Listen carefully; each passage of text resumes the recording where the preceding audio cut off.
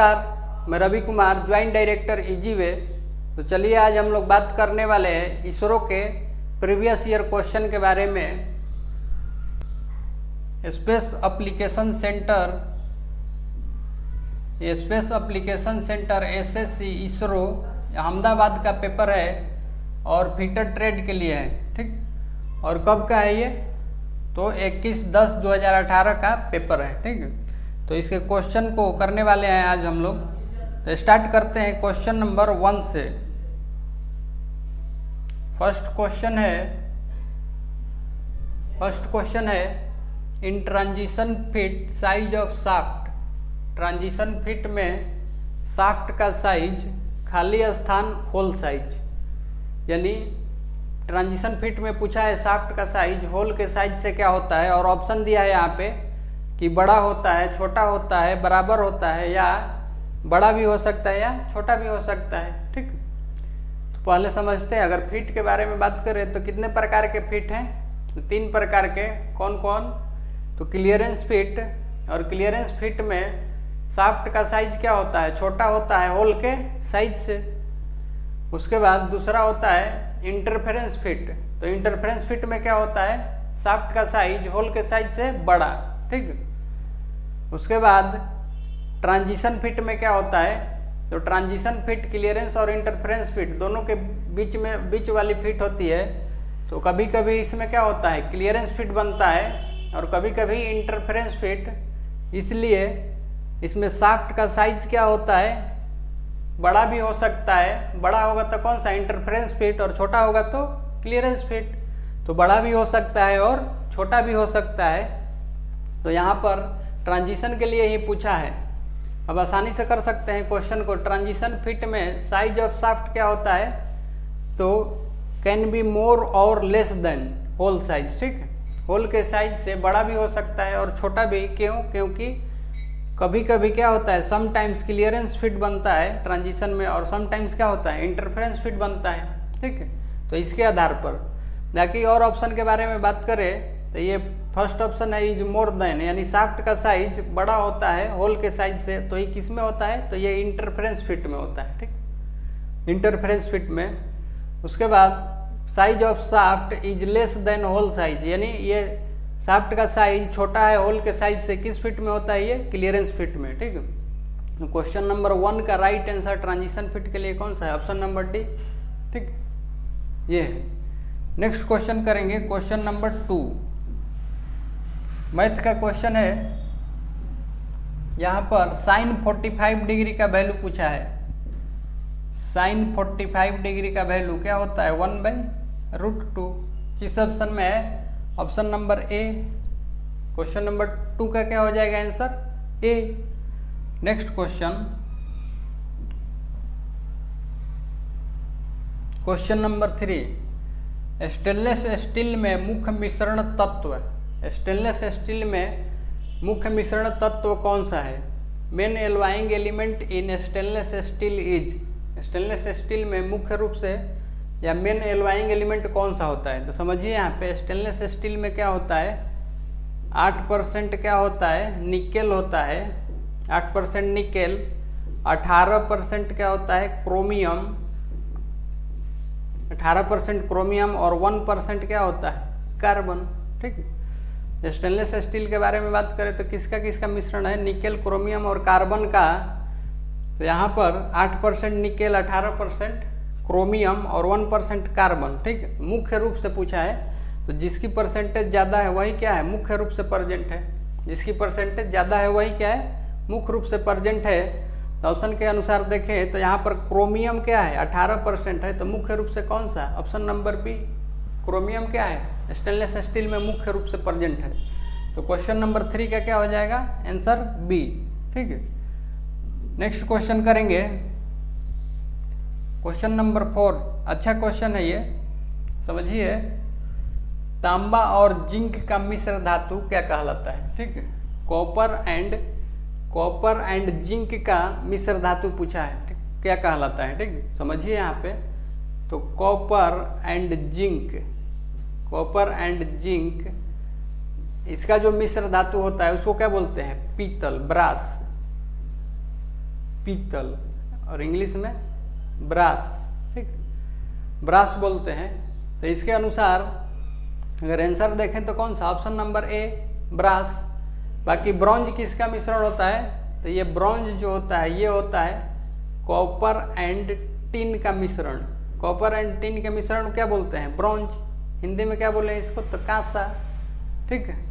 उसके बाद gun metal, gun metal के बारे में बात करें तो ये किसका किसका मिश्रण होता है, copper, copper, tin and zinc. Copper, tin and zinc का मिश्रण क्या कहलाता है, गन मेटल। तोप मेटल कहते हैं इसको, तोप धातु। क्यों, क्योंकि बंदूक के पार्ट्स वगैरह क्या होते हैं, इसी के गन मेटल के ही बनाए जाते हैं, ठीक है, इसलिए इसको तोप धातु बोला जाता है, ठीक। समझिए यहाँ पे कॉपर, टिन एंड जिंक का मिश्रण गन मेटल। यहाँ पर पूछा था कॉपर एंड जिंक का केवल, तो कॉपर एंड जिंक क्या होता है, ब्रास, पीतल। तो कौन सा आंसर है, ऑप्शन नंबर ए, ठीक। क्वेश्चन नंबर 4 का कौन सा, ए। इजी इजी क्वेश्चन है। Next question, question number 5। यहाँ पर केंद्रीय वेदन का कोण, angle of centre punch is, centre punch का एंगल पूछा है, ठीक है। समझिए यहाँ पे ऑप्शन में दिया है रेंज में 180 डिग्री से 150 डिग्री, 90 से 120, 30 से 60 और 60 से 90, ठीक। तो पंच के बारे में थोड़ा सा समझते हैं, उसके बाद फिर इसको करेंगे।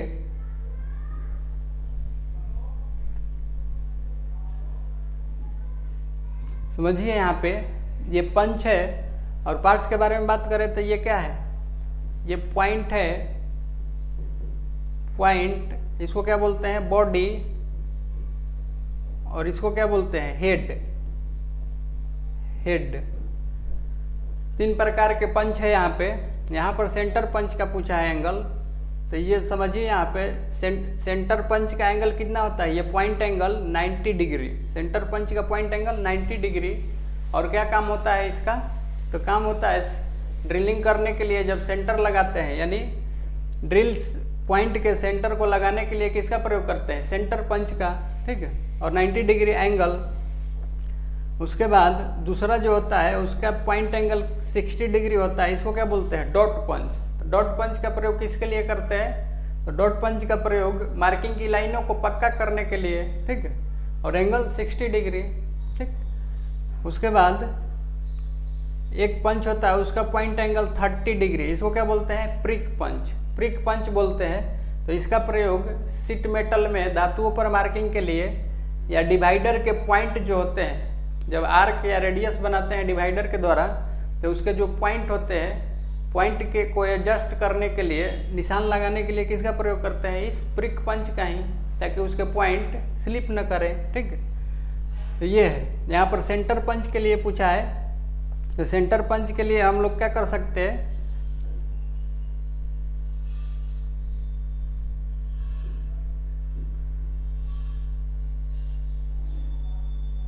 समझिए यहाँ पे सेंटर पंच का एंगल पूछा है, तो रेंज के अनुसार सेलेक्ट करना है आपको। सेंटर पंच का एंगल कितना, 60 से 90 डिग्री हम लोग क्या कर सकते हैं, ऑप्शन को चूज कर सकते हैं यहाँ पे, 60 से 90 डिग्री, ठीक है। क्यों ऐसा बोल रहे हैं, समझिए इसके लिए। एक होता है ऑटोमेटिक सेंटर पंच, तो ऑटोमेटिक सेंटर पंच के जो पॉइंट होते हैं वो 60 डिग्री में भी मिलते हैं और 90 डिग्री में भी, ठीक है। तो इसलिए यहाँ पर रेंज में ही दिया है, तो इसका ऑप्शन नंबर कौन सा, आंसर डी, ठीक। Next question, question number 6। Vernier bevel protractor का न्यूनतम गिनती, वर्नियर बीवेल प्रोटेक्टर का लिस्ट काउंट पूछा है। तो वर्नियर बीवेल प्रोटेक्टर क्या है, तो एक प्रिसीजन एंगल मेजरिंग इंस्ट्रूमेंट है, और इसका लिस्ट काउंट क्या होता है, 5 मिनट, ठीक है। 5 मिनट कैसे, तो इसके लिए थोड़ा समझते हैं हम लोग।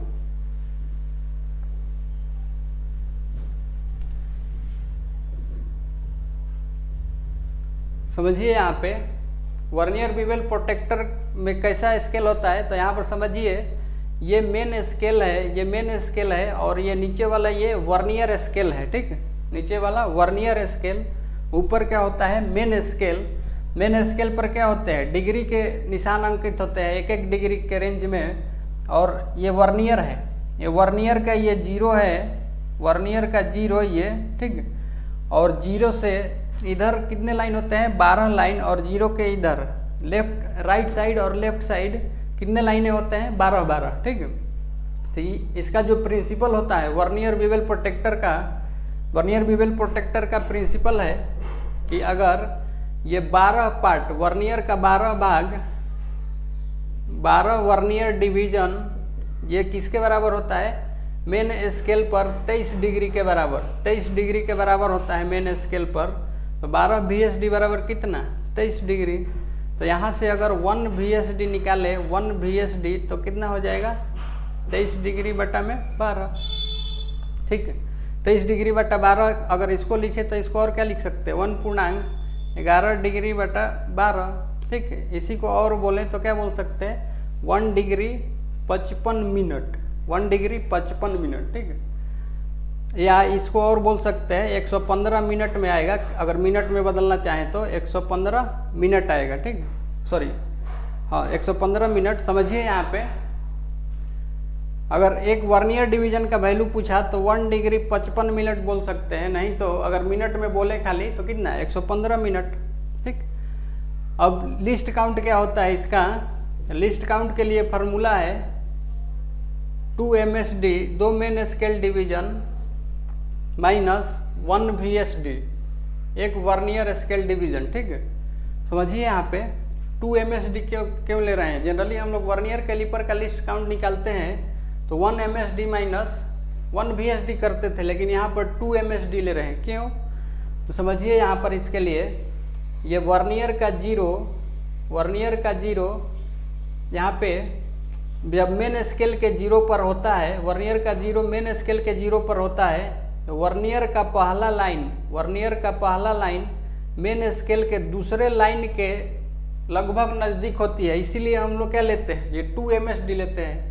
तो 2 MSD यानी 2 मेन स्केल डिवीजन का वैल्यू कितना हो जाएगा, यहाँ से 2 डिग्री, 2 मेन स्केल डिवीजन का वैल्यू 2 डिग्री माइनस अभी 1 वर्नियर डिवीजन का वैल्यू निकाले थे, अभी 1 वर्नियर का डिवीजन का वैल्यू कितना था, तो ये 23 डिग्री, डायरेक्ट डिग्री में रखिए, 23 डिग्री बटा में क्या था 12, ठीक। यहाँ से अगर करेंगे तो ये क्या हो जाएगा, ये 24 डिग्री माइनस ये 23 डिग्री, 24 डिग्री माइनस 23 डिग्री। इसको थोड़ा सा इरेज कर लेते हैं, ठीक है। अब समझिए यहाँ पर क्या आ जाएगा, 1 डिग्री बटा 12, और 1 डिग्री को अगर मिनट में निकलना है तो 1 डिग्री बराबर कितना 60 मिनट, 60 मिनट बटा में 12। यहाँ से अगर काटेंगे तो ये कितना आ जाएगा 5 मिनट, ठीक।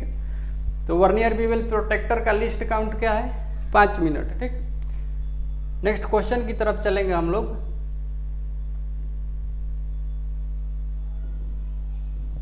यहाँ पर वर्नियर बीवेल प्रोटेक्टर का लिस्ट काउंट कौन सा 5 मिनट, और किस तरह से निकलता है ये हम लोग देख चुके हैं, ठीक है। Next question, question number 7।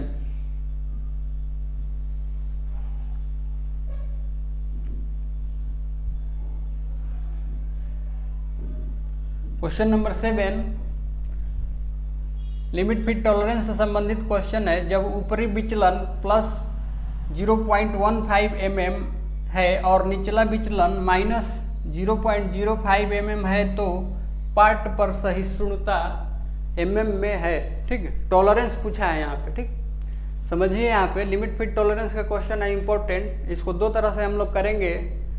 तो जो टॉलरेंस होता है उसके लिए क्या फार्मूला लिखते हैं हम लोग, tolerance higher limit size minus lower limit size, lower limit size.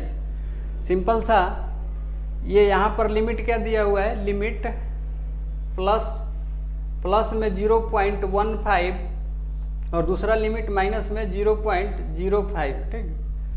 अगर बेसिक साइज कुछ मान लें यहाँ पे, सिंपल सा फर्स्ट मेथड के लिए हम लोग कर रहे हैं। अगर बेसिक साइज मान लीजिए इसका 100 है और इस पर क्या दिया है, ये लिमिट दिया है प्लस में 0.15 और माइनस में क्या दिया है 0.05, ठीक है।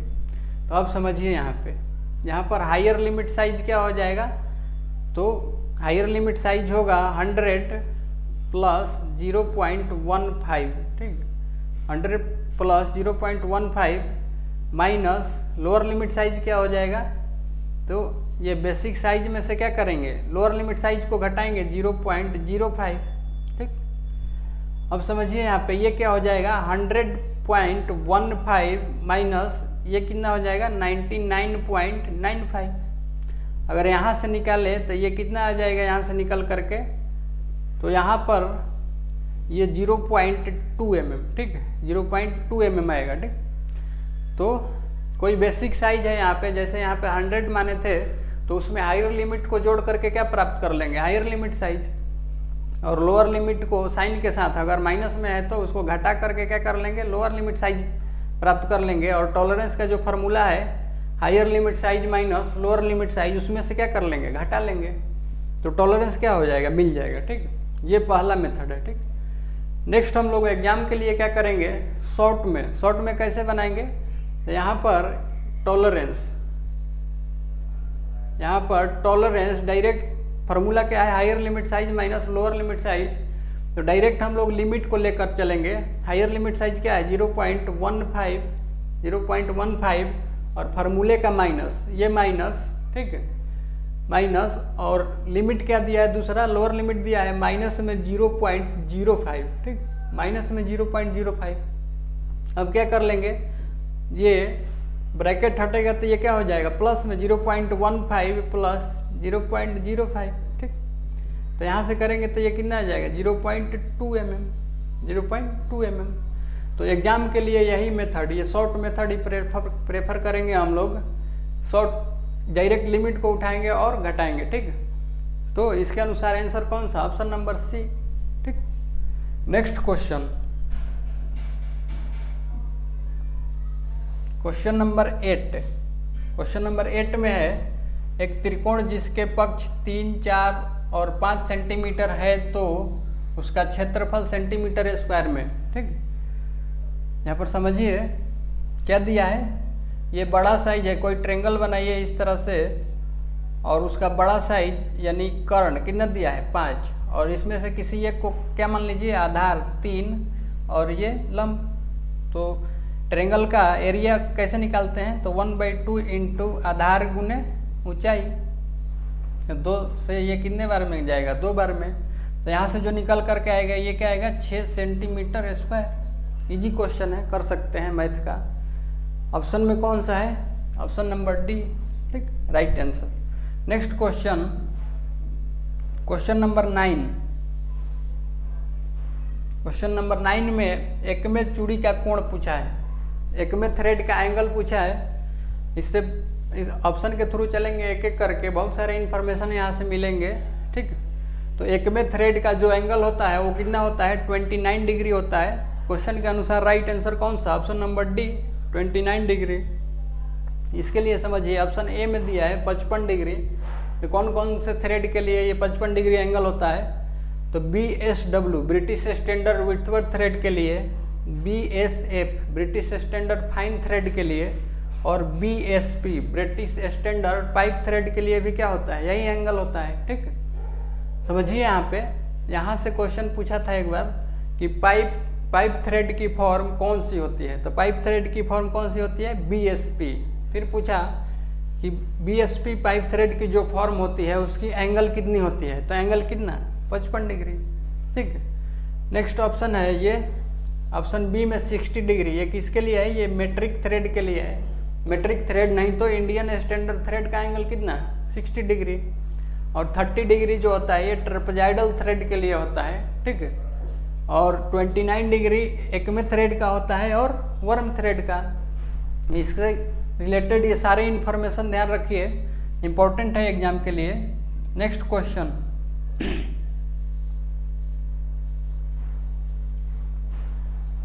क्वेश्चन नंबर 10, 1000 बराबर कितना इंच, 1000 को इंच में पूछा है, ठीक है। तो 1 इंच के 1000वें भाग को, 1 इंच के 1000वें भाग को क्या बोलते हैं 1000 बोलते हैं। 1000, ठीक है। तो ऑप्शन में यहाँ पर देखेंगे ऑप्शन नंबर कौन सा है, सी। 1 इंच के 1000वें भाग को क्या बोलते हैं, 1000 बोलते हैं, या 1/1000 को क्या लिख सकते हैं, 0.001 इंच, ठीक। तो ऑप्शन नंबर सी क्या है, राइट आंसर क्वेश्चन नंबर 10 का, ठीक। नेक्स्ट क्वेश्चन करेंगे हम लोग नंबर 11। क्वेश्चन है गेज संख्या के बढ़ने पर सीट का मोटापा है, ठीक। गेज नंबर जब बढ़ता है तो सीट का मोटापा थिकनेस क्या होता है, ठीक। तो इसके लिए समझते हैं कि वायर गेज क्या होता है, फिर इसको डिस्कस करेंगे, ठीक। वायर गेज,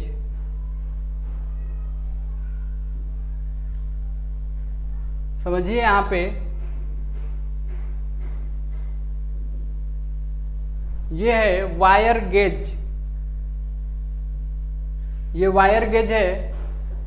किस तरह से, तो यहाँ पर इनके लिए ये नंबरिंग, ये 0 के लिए कौन सा स्लॉट, ये स्लॉट है।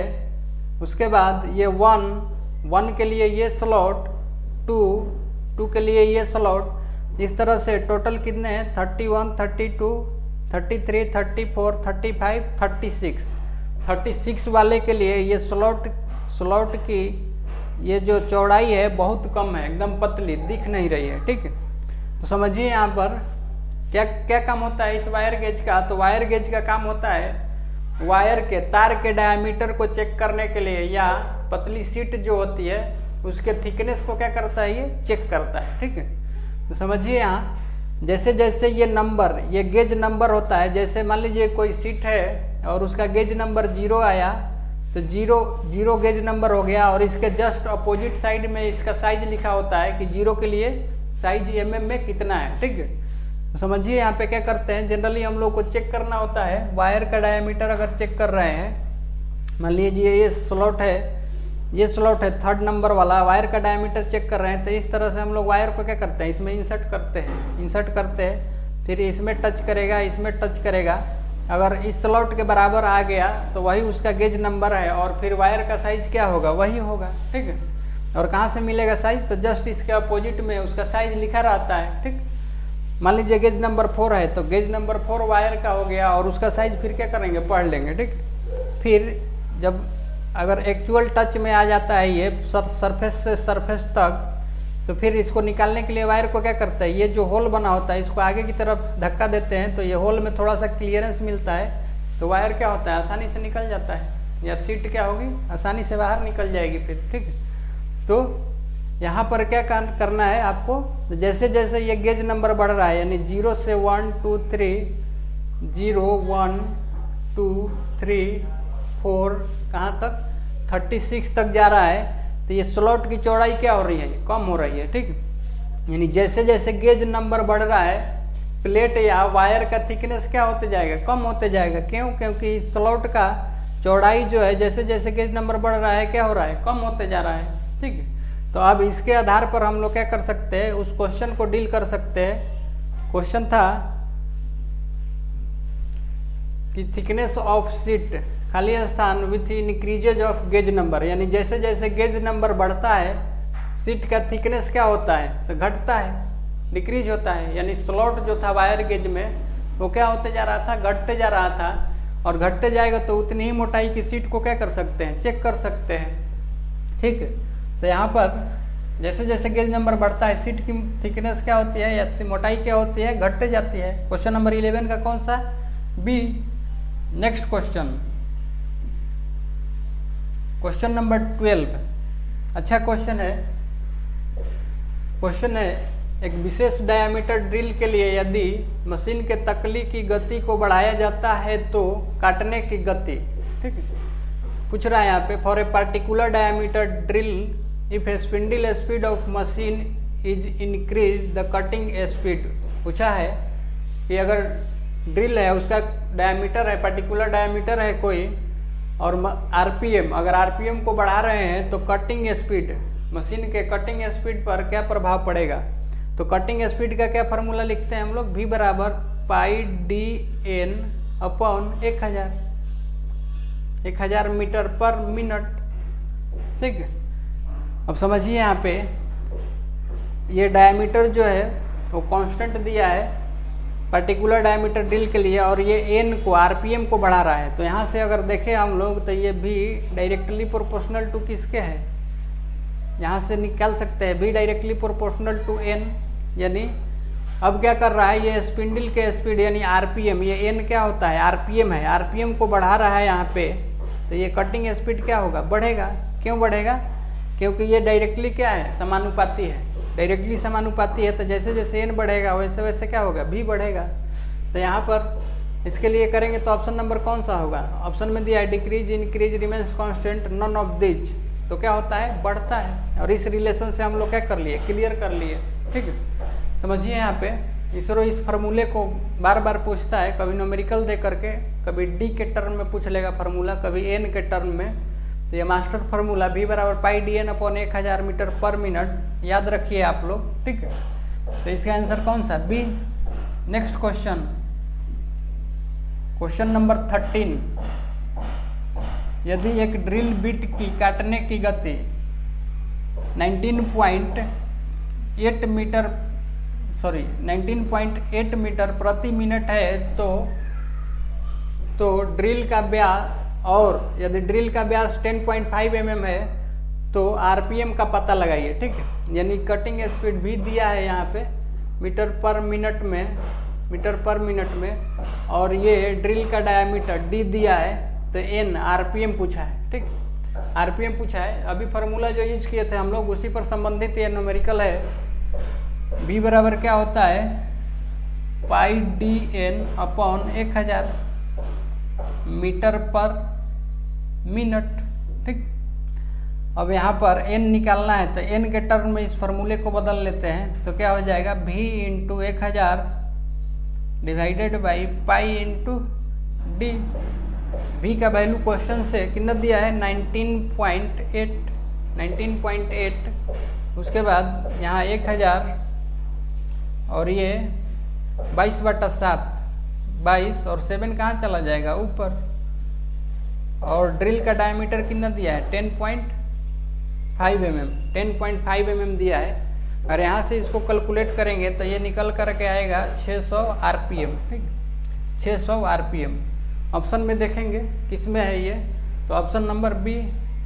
क्वेश्चन नंबर 13 का क्या हो जाएगा, बी। इसी फार्मूले पर सिंपल सा आपको करना है। ठीक, नेक्स्ट क्वेश्चन,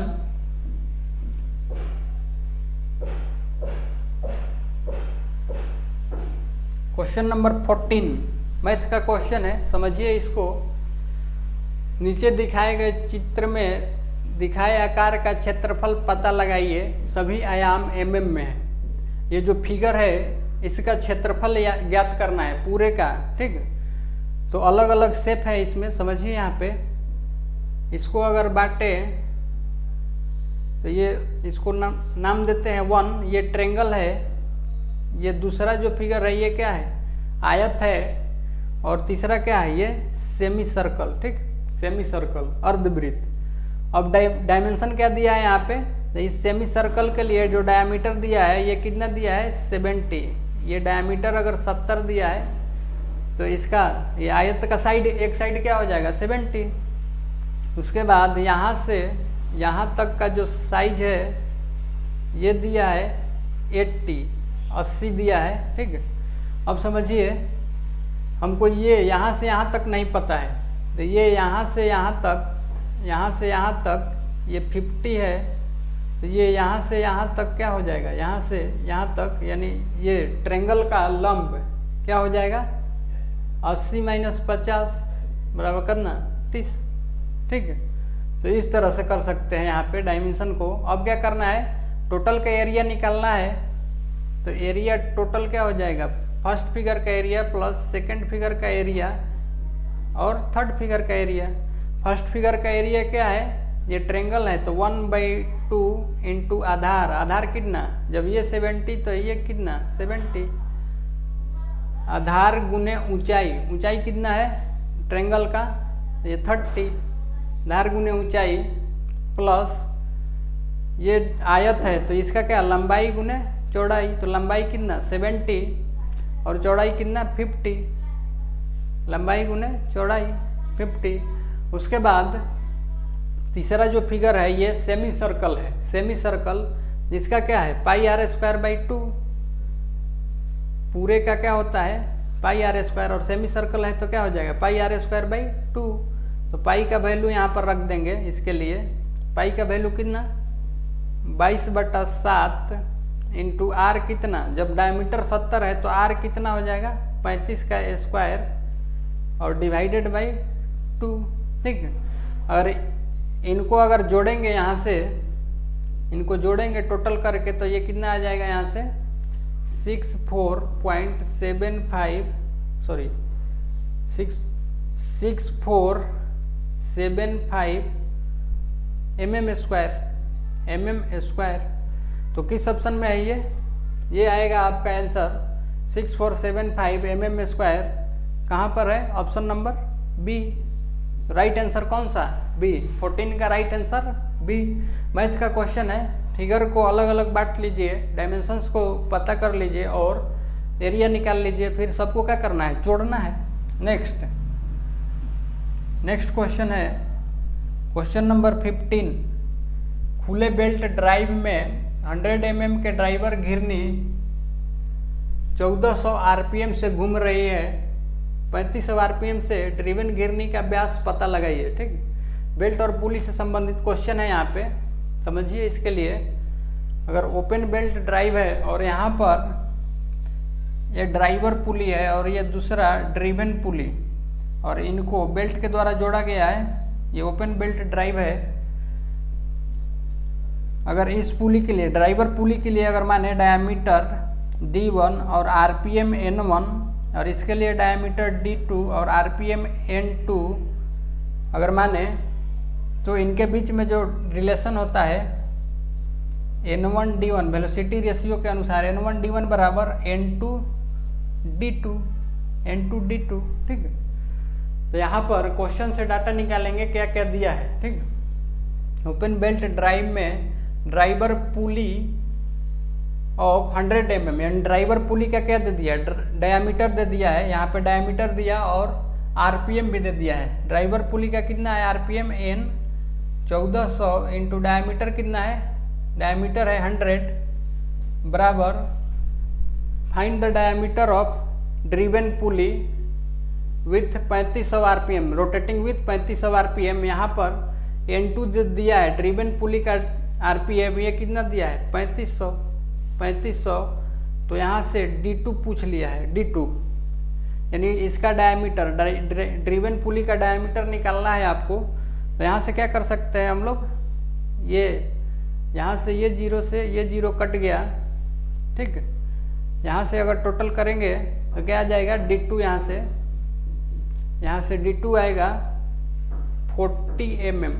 पूरा इसको काटेंगे अगर आप लोग तो यहाँ से क्या आ जाएगा 40 mm। ठीक, यहाँ समझिए, इसको काटिए, 7 से काटिए तो 7 पचे 35 और ये 7 दूनी 14, 200। ठीक है, और यहाँ से अगर D2 निकालेंगे तो D2 बराबर क्या हो जाएगा 200 बटा में यहाँ पर 5, तो यहाँ से क्या आ जाएगा 40 mm। ठीक, तो यहाँ से जो D2 निकल करके आया कितना आएगा 40 mm। किस ऑप्शन में, ऑप्शन नंबर सी। ठीक, तो इस तरह से कर सकते हैं। नेक्स्ट क्वेश्चन नंबर 16 मैथ का ही क्वेश्चन है। यदि किसी वस्तु के दाम को RS 50 से बढ़ाकर 110 बना दिया जाए तो बढ़त की प्रतिशत क्या है। ठीक है, कोई वस्तु है उसको 50 रुपया से बढ़ा करके 110 रुपया बना दिया गया तो बढ़त की परसेंट क्या है। ठीक, इस प्रकार का अगर क्वेश्चन आए तो क्या करेंगे हम लोग, परसेंटेज चेंज बराबर क्या लिखेंगे, final cost minus initial cost, final cost minus initial cost divided by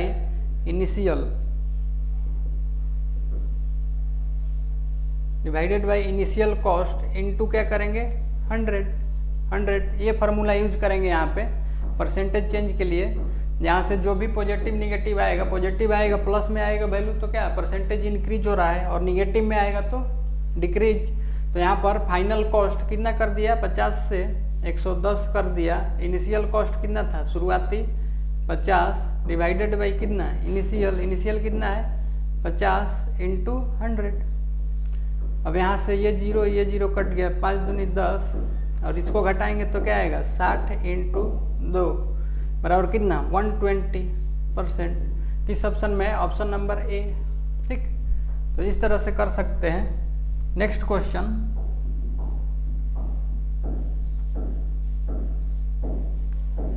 question number 17 limit fit tolerance का क्वेश्चन है।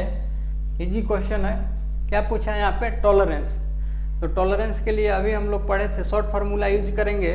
क्या होता है टॉलरेंस, यहाँ पर when upper deviation is 0.08 mm and lower deviation is 0.03 mm, then the tolerance for the part is, part के लिए tolerance पूछा है और उसके लिए लिमिट, हायर लिमिट 0.08 और लोअर 0.03, दोनों प्लस में ही है। तो टॉलरेंस कैसे निकालेंगे, हायर लिमिट माइनस फॉर्मूले का माइनस जो होता है, higher limit size minus lower limit size, और यहाँ पर ये किस में दिया है, प्लस में ही दिया है माइनस 0.03। अगर इसको घटाएंगे यहाँ से तो क्या हो जाएगा 0.05 mm। शॉर्ट फार्मूला यूज करके बनाएंगे हम लोग। इससे संबंधित क्वेश्चन किए हैं पीछे इसी में ही। तो ऑप्शन नंबर कौन सा, सी राइट आंसर, क्वेश्चन नंबर 17 का। ठीक, next question, question number 18, which of the following file types has relatively more material removal rate among them. यहाँ पर निम्नलिखित फाइल प्रकारों में से किसमें मटेरियल निकासी दर अधिक है। ठीक, फाइल दिया है और पूछ रहा है कि मटेरियल रिमूवल रेट किस फाइल के लिए अधिक होता है, यानी ज़्यादा मात्रा में किस फाइल के द्वारा धातु को काट सकते हैं। ठीक, ऑप्शन में है dead smooth file, second cut file, smooth और बास्टर्ड। ठीक, यहाँ पर समझिए ये जो फाइल दिए हैं चारों फाइल, ये किसके आधार पर डिफाइंड है, ये चारों फाइल जो है ये ग्रेड के आधार पर है, ग्रेड के आधार पर डिफाइंड है। इसमें एक और फाइल आ जाती है रफ फाइल। ठीक, समझिए यहाँ पे जनरली जो वर्क पीस मिलता है हम लोगों को वर्कशॉप में, तो उसके लिए अगर साइड को फिनिश करना होता है तो क्या करते हैं, डायरेक्ट बास्टर्ड फाइल का उपयोग करते हैं। क्यों, क्योंकि सबसे ज़्यादा मेटल क्या करता है, ये रिमूव करता है। समझिए यहाँ पे अगर ग्रेड के आधार पर डिफाइंड करें तो एक और फाइल है रफ फाइल। अगर ये भी ऑप्शन में रहता तो उस टाइम ये बास्टर्ड भी रहता, रफ भी रहता, तो उस टाइम कौन सा answer, rough file. Generally bastard file ही ऑप्शन में देता है हमेशा, तो हम लोग क्या करेंगे, बास्टर्ड फाइल। और चीज़ समझिए यहाँ, अगर इनको रफ से फाइन की तरफ, यानी सबसे ज़्यादा मेटल कौन निकालेगा उसके आधार पर अरेंज करें तो कैसे कर सकते हैं, तो सबसे ज़्यादा मेटल ये निकालेगा नंबर 1, दूसरे नंबर पर ये निकालेगा, तीसरे नंबर पर यहाँ पर कौन सा है, सेकेंड कट निकालेगा थर्ड नंबर पे, उसके बाद फोर्थ नंबर पे ये आएगा स्मूथ फाइल, और फिफ्थ नंबर पर डेड स्मूथ सुपर फिनिशिंग के लिए। ठीक, तो अगर इनके लिए सीरीज अगर कभी पूछ दिया कि रफ से फाइन की तरफ अरेंज कीजिए, तो सबसे पहले कौन सा आएगा, रफ, फिर बास्टर्ड, फिर सेकंड कट, फिर स्मूथ, फिर लास्ट में क्या आएगा, डेड स्मूथ। या फिनिश से रफ की तरफ तो सबसे पहले कौन, लास्ट से स्टार्ट करेंगे, dead smooth, second cut, bastard और रफ। इस तरह से कर सकते हैं। तो यहाँ क्वेश्चन नंबर 18 का राइट आंसर कौन सा है, ऑप्शन नंबर डी, बड़ी मात्रा में धातु को निकालने के लिए बास्टर्ड फाइल का प्रयोग करते हैं। ठीक है, नेक्स्ट क्वेश्चन, क्वेश्चन नंबर 29, वृत्तांश वेल्डिंग के दौरान आंखों के घाव से बचने के लिए हमेशा किसका प्रयोग किया जाता है। ठीक, to prevent the eye from injury during arc welding always use. ठीक, आर्क वेल्डिंग के दौरान आंखों की सुरक्षा के लिए क्या प्रयोग करते हैं, तो ऑप्शन में यहाँ पर दिया है, यहाँ पर आर्क वेल्डिंग के लिए हम लोग हैंड या हेलमेट स्क्रीन का प्रयोग करते हैं। इसके अनुसार राइट आंसर कौन सा, ऑप्शन नंबर डी। बाकी और ऑप्शन के बारे में समझते हैं। ये सेफ्टी शूज तो पैरों की सुरक्षा के लिए हम लोग वर्कशॉप में क्या करते हैं, सेफ्टी शूज का उपयोग करते हैं। फिर गैस वेल्डिंग गूगल्स, जब गैस वेल्डिंग करते हैं हम लोग तो उस समय गैस वेल्डिंग वाले चश्मे का प्रयोग करते हैं, काला चश्मा जो होता है, ठीक। उसके बाद चिपिंग गूगल्स, चीजल के द्वारा धातु को छोटे छोटे चिप्स के रूप में निकालते हैं, उसी को क्या बोलते हैं, चिपिंग। तो वहाँ पर जो ऑपरेटर है या जो कारीगर है उसके आंखों में चिप ना है, उसके लिए हम लोग क्या करते हैं, चिपिंग गूगल्स का प्रयोग करते हैं। हैंड या हेलमेट स्क्रीन, वेल्डर को देखे होंगे इस तरह से हेलमेट स्क्रीन रखता है सामने ताकि उसका आर्क न लग सके, नहीं तो वो आर्क लगने से क्या होता है, परेशानी होती है आंखों में, ठीक। तो इस तरह से ये सेफ्टी के लिए आर्क वेल्डिंग में कौन सा हैंड या हेलमेट स्क्रीन का प्रयोग करते हैं, ठीक। तो क्वेश्चन नंबर 19 का ऑप्शन नंबर डी क्या हो जाएगा, आंसर, ठीक। Next question, question number 20 number question है वाशर का उपयोग। वाशर का उपयोग किसके लिए करते हैं, यहाँ पर ऑप्शन में दिया है जॉब के छेद क्लियरेंस को ढकना, उपकरण क्षमता का सुधार करने के लिए, चटकनी को शिकंजे के फोर्स से सुरक्षित रखने के लिए, protect the bolt against clamping force, और बड़े क्षेत्र पर बल को बांटना, ठीक। इसके लिए समझते हैं एक फिगर, ठीक।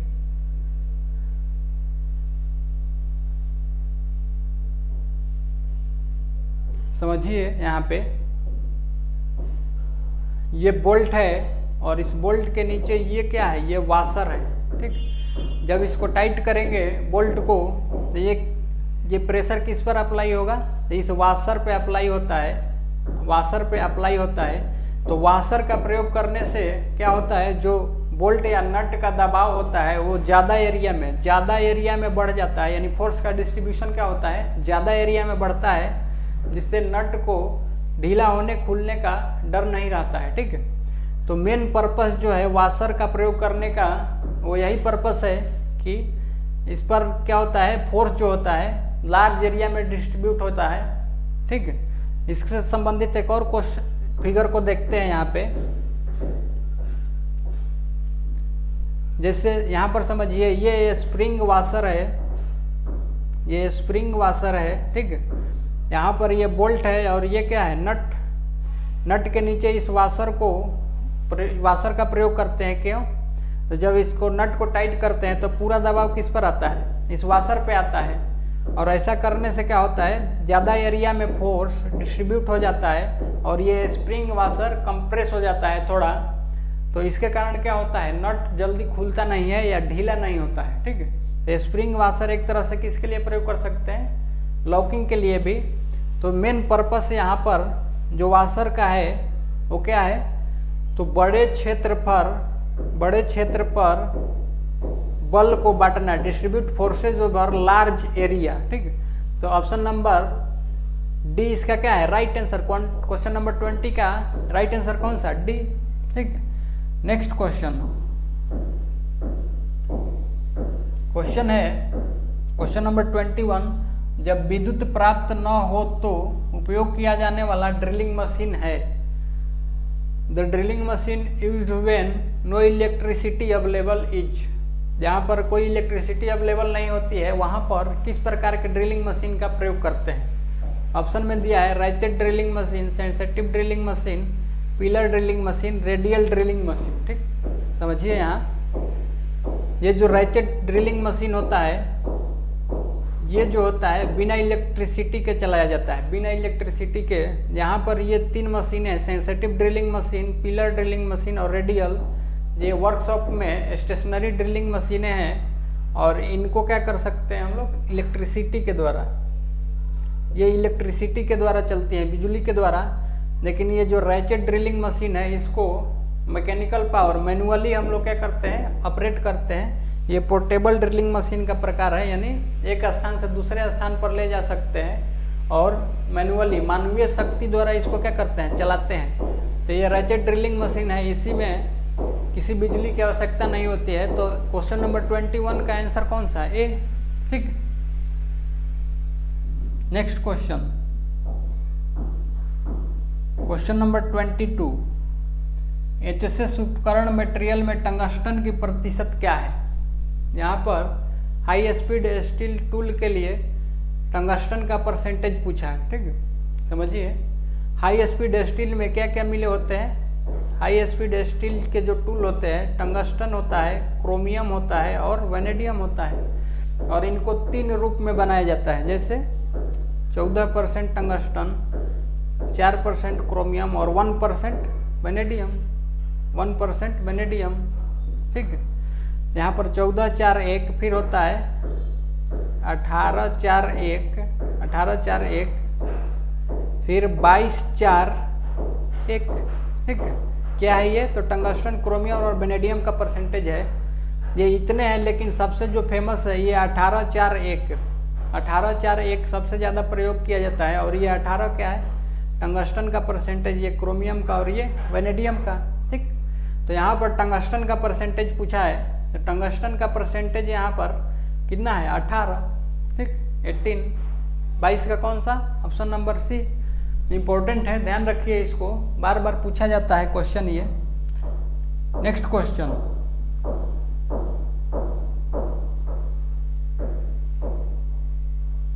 Question number 23। त्रिज्या गेजों का उपयोग खाली स्थान को चेक करने के लिए किया जाता है। ठीक है, यहाँ पर पूछा है रेडियस गेज का यूज किसके लिए करते हैं, तो इसके लिए समझिए।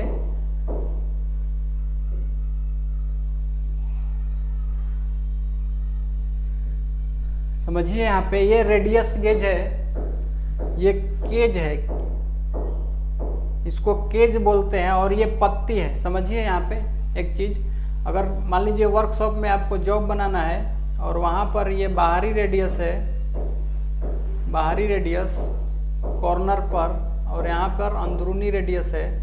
ठीक, तो ये रेडियस को अगर मान लीजिए कोई दे दिया आपको कि ये 15.5 mm का रेडियस है बाहरी रेडियस, और ये भी इंटरनल रेडियस 15.5 का। ठीक, तो बनाते समय फाइलिंग कर करके हम लोग क्या करते हैं? चेक करते हैं। तो किसके द्वारा? रेडियस गेज के द्वारा। इसमें क्या होती है? तो ये पत्ती होती है, ये उत्तल पत्ती बाहर से उभरी हुई, और ये अवतल पत्ती अंदर से धसी हुई। ठीक, तो इसका प्रयोग कैसे करते हैं? ये जब बाहर से ये रेडियस होता है जॉब में, तो उसके लिए कौन सा? ये अंदर से धसी हुई पत्ती का यूज करते हैं। तो कौन सा पत्ती लेंगे? जैसे ये 15.5 है और इसका भी 15.5 है, तो इसको क्या करेंगे? टच करके, और हम लोग इस रेडियस को चेक करेंगे। अगर इसके बराबर आएगा तो ये रेडियस क्या? 15.5 एक्यूरेट है। इसी तरह से इंटरनल के लिए क्या लेंगे? ये वाली लेंगे, इंटरनल रेडियस 15.5, फिर चेक करेंगे, पूरा बराबर आएगा तो क्या होगा? यही वहाँ पर फिर पता चलेगा कि हाँ जॉब बन गया। ठीक, यानी एग्जैक्ट रेडियस में आ रहा है। ठीक, तो यहाँ पर जनरली मेन पर्पस था इस फिगर को दिखाने का और समझाने का। तो इस रेडियस गेज का प्रयोग बाहरी या अंदरूनी रेडियस को क्या कर सकते हैं? चेक करने के लिए प्रयोग किया जाता है। क्वेश्चन की तरफ चलते हैं। क्या बोल रहा है क्वेश्चन में? ऑप्शन में दिया है रेडियस गेज, यहाँ पर समझिए, radius gauge are use to check, क्या दिया है ऑप्शन में? Inner and outer radius. तो क्या अभी हम लोग देखे थे, इसके अनुसार राइट आंसर कौन सा? इनर एंड आउटर रेडियस को चेक करने के लिए। ठीक, केवल इनर रेडियस, केवल आउटर रेडियस और इरेगुलर कर्व्स, तो यहाँ पर दोनों चेक कर सकते हैं, इनर आउटर। ठीक, ऑप्शन नंबर ए क्या हो जाएगा? Right answer. ठीक, नेक्स्ट क्वेश्चन, क्वेश्चन है रिमर के पिंड में खांचे दिए जाते हैं। Grooves are given in the body of reamer. Reamer के बॉडी में ग्रूव क्यों दिए जाते हैं? ठीक, तो रिमर के बॉडी में ग्रूव देने का पर्पस यही होता है कि जो चिप निकले वो आसानी से क्या हो जाए? बाहर निकले फ्लूट के सहारे। ठीक, यहाँ पर समझिए इसके लिए एक फिगर,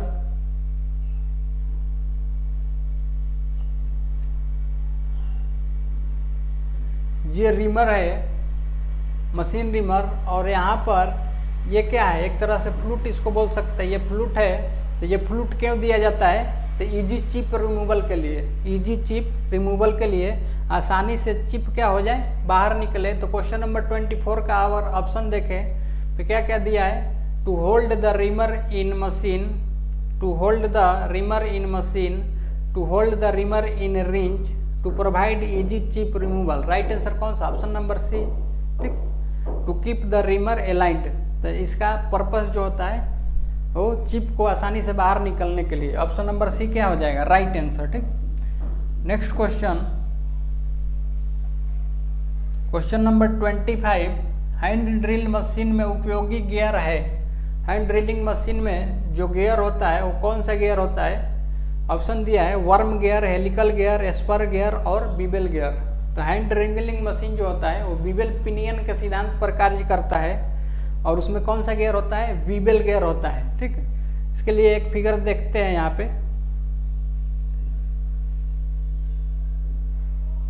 समझिए। यहाँ पे ये है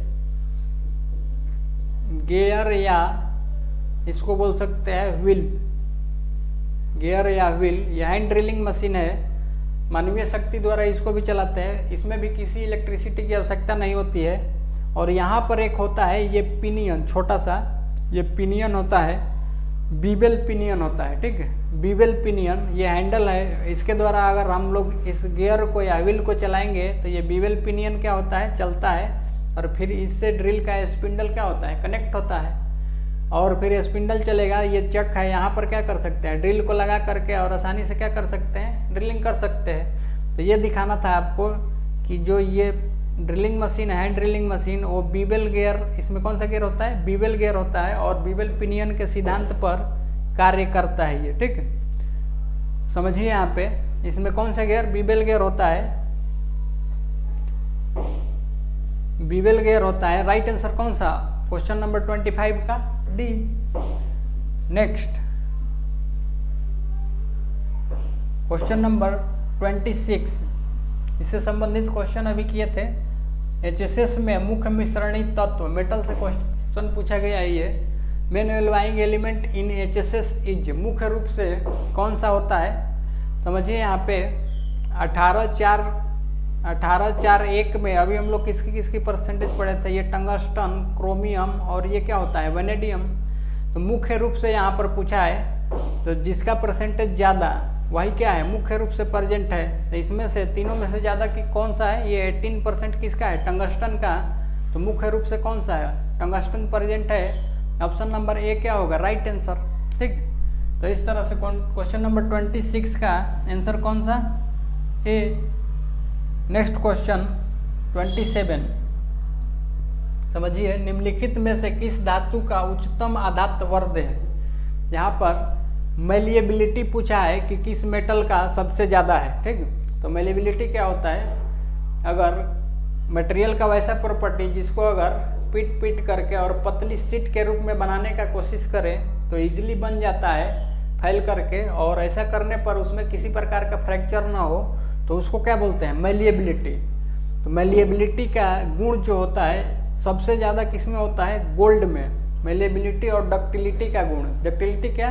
मटेरियल का वैसा प्रॉपर्टी जिसमें मेटल को खींच करके और तार के रूप में क्या कर सकते हैं? बना सके, और ऐसा करने पर वह टूटे ना, उसको क्या बोलते हैं? डक्टिलिटी, तन्यता। तो गोल्ड जो होता है उसमें मेलिएबिलिटी और डक्टिबिलिटी का गुण क्या होता है? सबसे अधिक। ऑप्शन में दिया है कॉपर, प्लेटिनम, एल्युमिनियम और गोल्ड। तो मेलिएबिलिटी और डक्टिलिटी गोल्ड में क्या होता है? सबसे ज़्यादा। ऑप्शन नंबर डी क्या हो जाएगा? Right answer. ठीक है,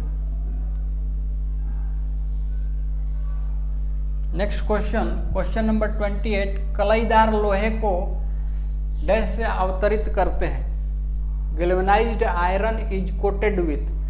तो गैल्वेनाइजिंग में हम लोग क्या करते हैं? आयरन के ऊपर जो कोटिंग होती है, गैल्वेनाइजिंग क्रिया, उसमें किसकी कोटिंग करते हैं हम लोग? तो वहाँ पर जिंक की कोटिंग करते हैं। ठीक, क्यों करते हैं ऐसा? ताकि उस लोहे में, आयरन में जंग न लगे, रस्ट न लगे। यहाँ पर ऑप्शन में दिया है गोल्ड से, उसके बाद आयरन, उसके बाद कॉपर और जिंक। तो राइट आंसर कौन सा दिया है?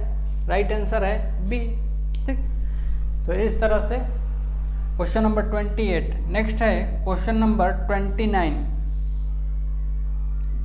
क्वेश्चन नंबर 29, समझिए। यहाँ पे 60-40 ब्रास, यहाँ पर ये कांच से लिखा है, कांच से नहीं, ब्रॉन्ज के बारे में बोला है, ये कांच से नहीं है, पीतल, ब्रास इसको बोलेंगे।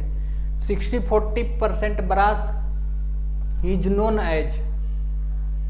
समझिए यहाँ पे ब्रास किसका किसका मिश्रण होता है? पीतल, कॉपर एंड जिंक का, कॉपर एंड जिंक का।